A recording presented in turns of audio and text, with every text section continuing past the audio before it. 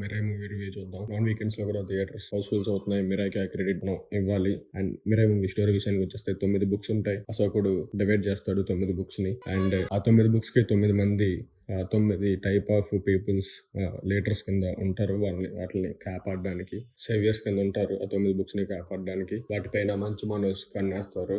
9 books ని ఎలాగైనా సాధించాలి అనే ఒక ఇదితో ఉంటారు. అండ్ దాన్ని కాపాడడం కోసం మన తేజ సజ్జా మిరాయి వరకు చేరుకోవాల్సి వస్తుంది. అసలు తేజ సజ్జా ఎవరు, అతని బ్యాక్ స్టోరీ ఏంటి, ఆ మిరాయిని ఎలా ఛేదించాడు, మిరాయిని ఛేదించిన తర్వాత మంచి మనోజ్ని ఆపాడా లేదా, అండ్ అతని చేతిలో ఉన్న స్టిక్ ఏంటి, ట్రైలర్ లో చూపించిన పక్స్ ఏంటి, ఇలాంటి క్వశ్చన్స్ అన్నిటికీ ఆన్సర్ మీరు థియేటర్ లోనే చూడాలి. మూవీలో పాజిటివ్స్ విషయానికి వచ్చేస్తే చాలా రియల్ లొకేషన్స్ లో తీశారు. చాలా బాగా తీశారు. రియల్ లొకేషన్స్ లో మనకి కనిపిస్తుంది ప్రతిదీ రియల్ లొకేషన్ అని. అండ్ విజువల్స్ చాలా స్పెక్టాక్యులర్స్ గా ఉన్నాయి. లైక్ తెలుగు సినిమా చూస్తున్నాం ఫీల్ అయితే రాదు, అంత బాగా తీశారు. విజువల్స్ చాలా బాగున్నాయి. And writing and direction Karthik చాలా బాగా చేశారు. అండ్ ఆల్సో మ్యూజిక్ డీసెంట్ గా ఉంది అండ్ బాగుంది. అక్కడ మంచిగా ఉంది. బీజిఎం అయితే పర్ఫెక్ట్ గా ప్లేస్ అయింది.